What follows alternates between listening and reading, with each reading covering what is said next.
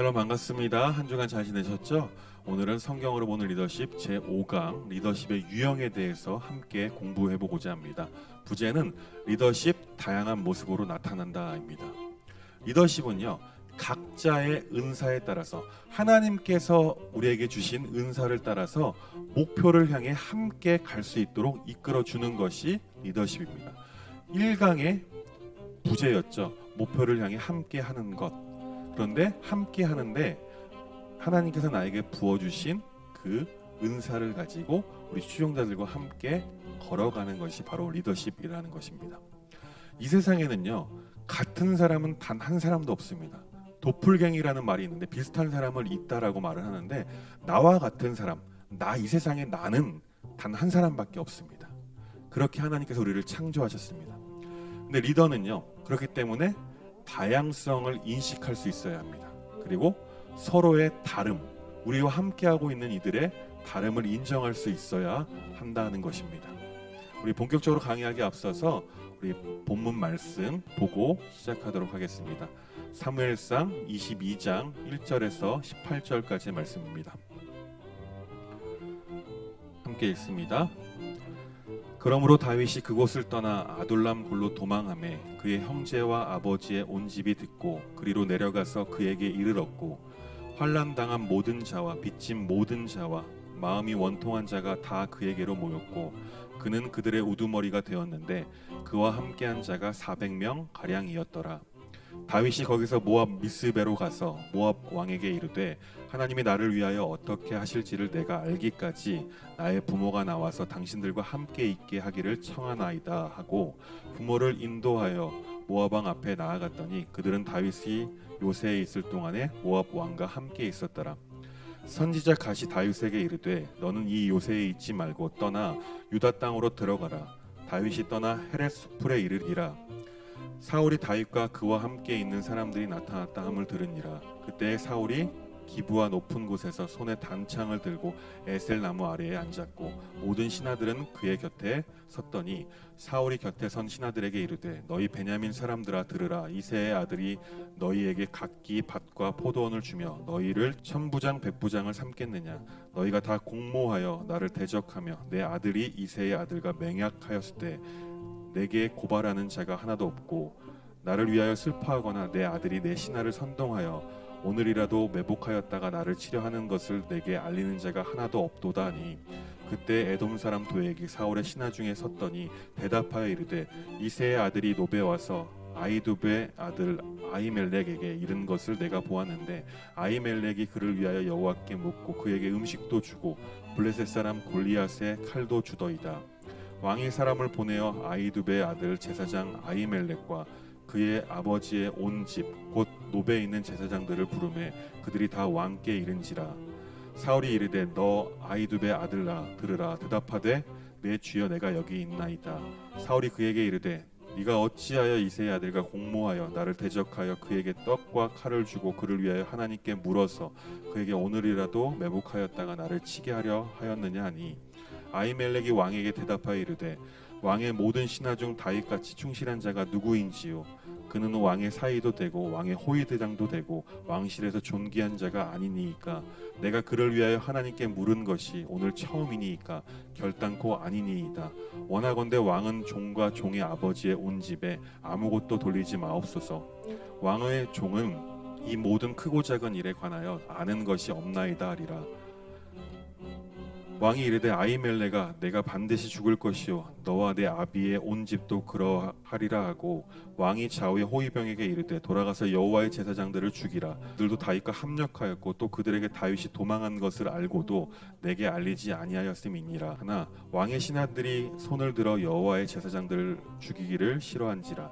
왕이 도에게 이르되 너는 돌아가서 제사장들을 죽이라 하매 에돔 사람 도에게 돌아가서 제사장들을 쳐서 그날에 세마포 에봇 입은 자 85명을 죽였고.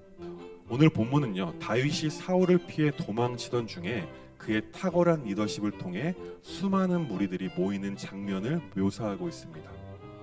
그래서 첫 번째 질문 나갑니다. 다윗이 사울을 피해 도망한 곳은 어디입니까? 바로 아둘람 굴입니다. 1절 말씀을 함께 보겠습니다.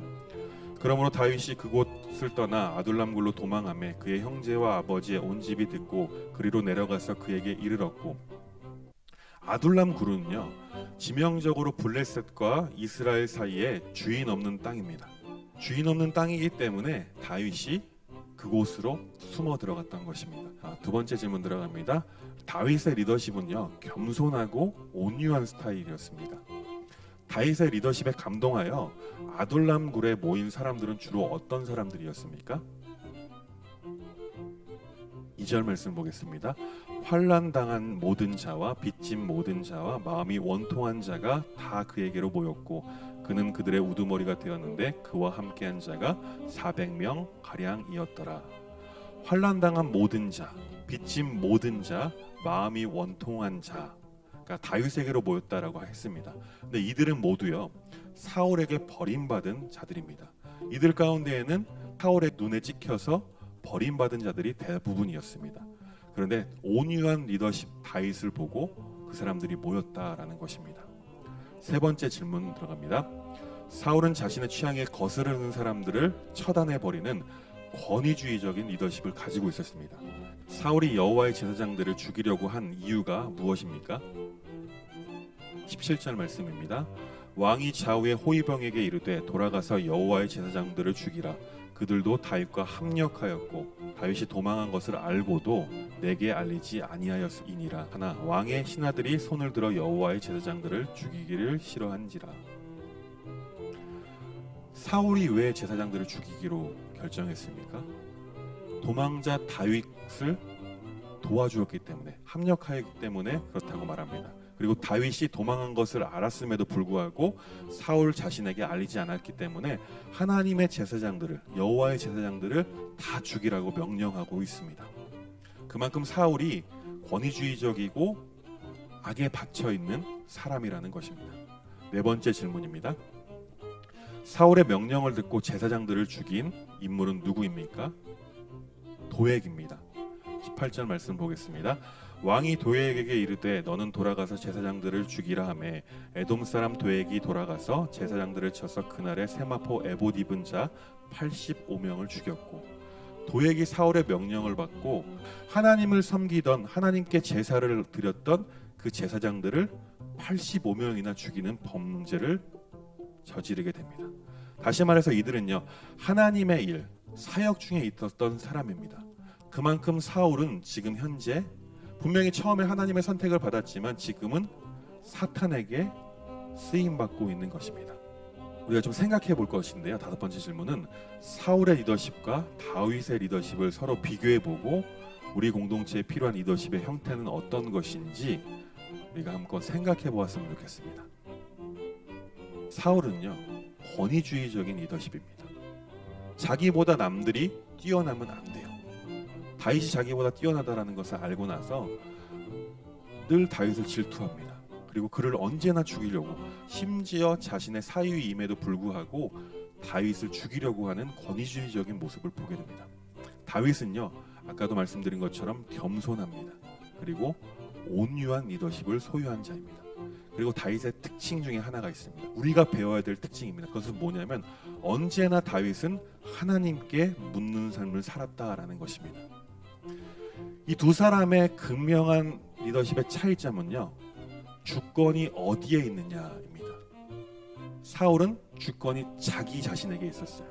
그렇기 때문에 권위주의적으로 변했습니다. 그러나 다윗은 그 주권이 하나님에게 있었습니다. 물론 두 사람 다 하나님 앞에 범죄를 합니다. 그런데 사울은 하나님 앞에 범죄하고 나서도 회개하지 않았어요. 그런데 다윗은 범죄하고 나자 바로 회개하는 모습을 보입니다. 그러나 사울은 변명만 늘어놓다가 결국엔 하나님께 버림을 받게 되죠. 폐위되게 됩니다. 리더십의 유형에 대해서 보겠습니다. 리더의 개별적 성품이 다양한 만큼 리더십의 유형도 다양합니다. 다양한 리더십을 연구하고 분석하고 자신에게 맞는 유형을 발견하는 것이 리더들에게 필요한 과제입니다.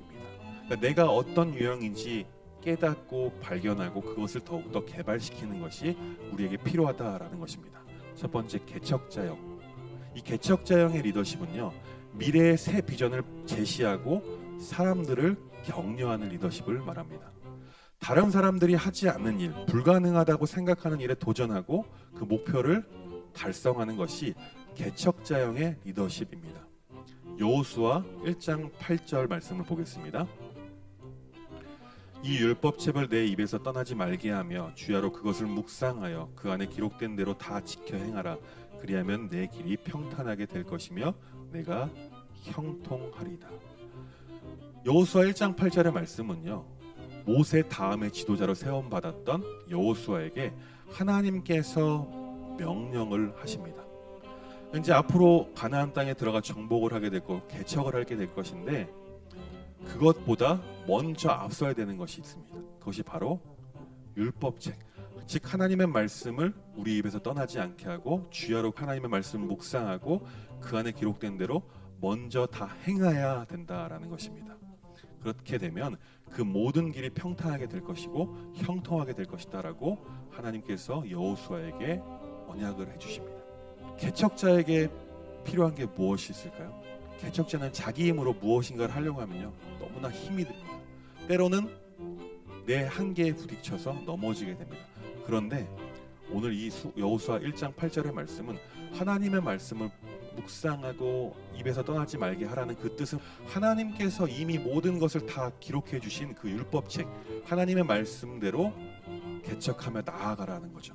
다시 말해서 그 안에 기록된 대로 다 지켜 행할 때 하나님께서 여호수아가 가는 그 길을 함께 동행해 주시고 그 길이 형통하게 평탄하게 될 것이다 라고 말씀하는 것입니다. 두 번째 리더십의 유형은요, 전략가형입니다. 이 전략가형의 리더십은요, 단순히 비전을 제시하는 데서 만족하지 않습니다. 주어진 재능과 시간을 전략적으로 활용하고 목표 달성을 추구하는 리더십입니다. 이 전략가형의 리더십은 자료를 수집하고 분석하고 체계적으로 계획하는 스타일을 선호하게 됩니다. 잠언 24장 5절에서 6절 말씀을 보겠습니다. 지혜 있는 자는 강하고 지식 있는 자는 힘을 더하나니 너는 전략으로 싸우라. 승리는 지략의 많음에 있느니라. 전쟁에서 승리하기 위해서 필요한 사람이 있어요. 바로 전략으로 싸우는, 지략으로 싸우는 전략가형의 리더십이 필요하다라는 것입니다. 세 번째 리더십의 유형은요, 전문가형입니다. 전문가형의 리더십은 자신이 받은 은사를 전문화하는 일에 혼신의 노력을 기울입니다. 또한 그 리더가 속한 그 조직의 전문성을 강화하는 시스템을 개발하는 일에도 탁월한 능력을 보입니다. 늘 최선의 지식을 얻기 위해서 노력하는 스타일이 바로 전문가형 리더십입니다. 로마서 12장 6절에서 8절 말씀을 보겠습니다. 우리에게 주신 은혜대로 받은 은사가 각각 다르니 혹 예언이면 믿음의 분수대로, 혹 섬기는 일이면 섬기는 일로, 혹 가르치는 자면 가르치는 일로, 혹 위로하는 자면 위로하는 일로, 구제하는 자는 성실함으로, 다스리는 자는 부지런함으로, 긍휼을 베푸는 자는 즐거움으로 할 것이니라. 우리는요, 리더십을 가지고 우리가 목표를 향해 함께 갈 때에 우리는 무엇을 따라서 사역해야 하겠습니까? 하나님께서 우리에게 주신 그 은혜를 가지고 사역해야 합니다. 그리고 받은 은사, 내가 가지고 있는 달란트, 하나님이 나에게 주신 그 달란트와 은사를 가지고 사역해야 한다라는 것입니다. 그렇기 때문에 내가 가지고 있는 은사, 하나님이 나에게 부여하신 은사, 달란트가 무엇인지 묻고 깨닫고 그것을 잘 개발해서 우리가 함께 목표를 향해 갈 수 있도록 이끌어야 한다는 것을 말합니다. 네 번째 리더십의 유형입니다. 관리자형입니다. 이 관리자형의 리더십은요, 조직이 유기적으로 운영되도록 점검하는 능력을 가지고 있습니다. 특히 비전을 실행하는 데에는 관심을 갖고 있습니다. 또한 세심한 곳에 배려를 기울이는 것이 이 매니저형의 리더십의 특징이기도 합니다. 창세기 41장 48절 말씀입니다. 요셉이 애굽 땅에 있는 그 7년 곡물을 거두어 각 성에 저장하되 각 성읍 주위의 밭에 곡물을 그 성읍 중에 쌓아두매. 흉년이 들기 전에 요셉이 실시한 대비책입니다. 그것은 무엇입니까? 7년 동안, 앞으로 7년 후에 흉년이 올 것인데 풍년일 7년 동안 곡식을 저장하자라는 거죠. 세심하게 다가올 어려움을 대비하는 것입니다. 이것이 관리자형, 매니저라는 것입니다. 다섯 번째 리더십의 유형은요, 개혁가형입니다. 이 개혁가형의 리더십은요, 조직의 궁극적인 목적을 위해서 끊임없이 자신과 조직을 혁신해 나갑니다. 개발시켜 나간다라는 거죠. 개혁자형의 지도자는요, 양심적입니다. 그리고 옳고 그름을 중시하는 사람입니다. 그리고 현재에 만족하거나 안주하지 않습니다. 끊임없이 미래를 위해서 노력하는 사람이 바로 개혁가형입니다. 빌립보서 3장 14절 말씀을 함께 보겠습니다. 표대를 향하여 그리스도 예수 안에서 하나님이 위에서 부르신 부름의 상을 위하여 달려가노라. 표대, 하나님이 위에서 부르신 부름의 상, 하나님의 나라를 향해서 달려가고 있다라고 말씀하고 있는 것입니다. 여섯 번째 리더십의 유형은요, 구비자형입니다. 이 구비자형의 리더십은 사람들을 키우고 구비시키는 일에 최선을 다하는 사람입니다. 이 과업을 완수하고 목적을 이루는 것도 중요하지만 결국에는 그 일을 감당하는 사람을 더욱더 중요하게 여기는 사람들입니다. 이 사람들의 특징은요, 이 구비자형의 특징은 적절한 위임, 적절한 리더십의 배분을 통해서 사람을 키우려고 노력을 합니다. 출애굽기 18장 25절 말씀입니다. 모세가 이스라엘 무리 중에서 능력 있는 사람들을 택하여 그들을 백성의 우두머리 곧 천부장과 백부장과 50부장과 10부장을 삼으매. 모세는요, 능력 있는 사람들을 뽑아서 천부장, 1000명을 인도하는 사람, 그리고 백부장, 1000명 안에 백부장을 나눠서 10개의 조로 나눠서 100명을 다스리는 사람을 세웠습니다. 그리고 그 백부장 안에 50부장 그리고 10부장을 세워서 각각 자기의 역량에 맞도록 적절하게 위임을 했다라는 것입니다. 일곱 번째 리더십의 유형은요, 상담가형입니다. 상담가형의 리더십은요, 자기를 내세우지 않고 조용히 다른 사람들의 결정을 도와줍니다. 그러니까 자기 주장을 하지 않는다라는 거예요. 남들이 결정할 수 있도록 도와준다라는 거예요. 그리고 용기를 북돋아 줍니다. 괜찮아, 그렇게 결정해도 괜찮아, 이렇게 말입니다. 이런 유형의 리더들은요, 따뜻한 마음을 가지고 있습니다. 그리고 함께 분명한 방향을 제시할 수 있는 냉철한 지성도 소유하고 있습니다. 사도행전 4장 36절의 말씀 보면요, 구브로 출신의 레이족인 바나바가 등장합니다. 이 바나바의 이름의 뜻이 무엇입니까? 위로의 아들입니다. 사도행전 4장 36절 말씀 보겠습니다. 구브로에서 난 레위족 사람이 있으니 이름은 요셉이라 사도들이 일컬어 바나바라 번역하면 위로의 아들이라 하니. 바나바야말로 바로 상담가형의 최고봉입니다. 성경에서 말하는 상담가 하면은 바나바를 떠올릴 수 있어야 합니다. 위로의 아들. 누군가 이야기해도 항상 위로를 받는 거예요. 사실 이름은 요셉이에요. 요셉인데 사도들이, 그 12제자들이 요셉을 바나바다, 위로하는 사람이다라고 인정해 주는 것입니다. 두 번째, 리더십과 자기개발입니다. 리더는요, 어느 하나의 유형만을 고집해서는 안 됩니다. 그리고 그 하나의 유형을 가지고 있다고 해서 안주해서도 안 됩니다. 자신이 가지고 있는 리더십의 다른 유형의 리더십을, 그 장점들을 배우고 훈련하는데 최선을 다해 노력해야 합니다. 현대에는요, 다양한 유형의 리더십을 고루 갖추는 리더십이 요구되고 있습니다. 왜 그럴까요? 예전에는요, 다들 무지하기 때문에 어느 한 사람, 똑똑한 사람, 권위주의적이어도 카리스마가 있어도 힘이 있어도 똑똑한 사람이 가자라고 하면 가는 거예요. 따라가기만 하면 됐어요. 근데 지금은 그렇지 않다라는 거죠. 언제 어디서든 내가 원하는 지식을 충분히 얻을 수 있습니다. 이 핸드폰 하나만 가지고 있으면 말이죠. 그렇게 많은 똑똑한 사람들이 있는 사람들을 이끌기 위해서 무엇인가 해야 될까요? 그들에게 없는 것이 내게 있어야 된다는 것입니다. 그들에게 없는 다른 리더십의 유형, 좋은 무엇인가 리더에게 있어야지 그 수많은 사람들이 나를 바라보고 따라올 수 있게 된다는 것입니다. 예를 들어 보겠습니다. 지금 똑똑한 사람이 너무나 많다라고 말씀드렸어요. 저기 어떤 한 사람이 있습니다. 저 사람은요, 저보다 훨씬 똑똑해요. 저보다 아는 것이 훨씬 많습니다. 그런데 저 사람이 나를 따라 리더로 인정하고 따라오게 하기 위해서는 무엇이 필요할까요? 지식 말고, 저 사람이 가지고 있는 지식 말고 내가 가질 수 없는, 저 사람보다 뛰어날 수 없는 그 지식을 계속 간구하는 것이 아니라, 저 사람보다 똑똑해져야지 하는 것이 아니라 저 사람에게 없는 마음의 따뜻함, 그리고 추진력, 그런 것들이 나에게 있으면 저 사람이 자신에게 없는 것을 보고 나를 따라올 수 있다는 거예요. 리더는 끊임없이 이를 위해서 그렇기 때문에 자기 개발을 하고 노력해야 한다라는 것입니다. 마태복음 25장 29절 말씀을 보면요, 하나님께서 충성된 종과 무익한 종을 따로 구별합니다. 마태복음 25장 29절 말씀입니다.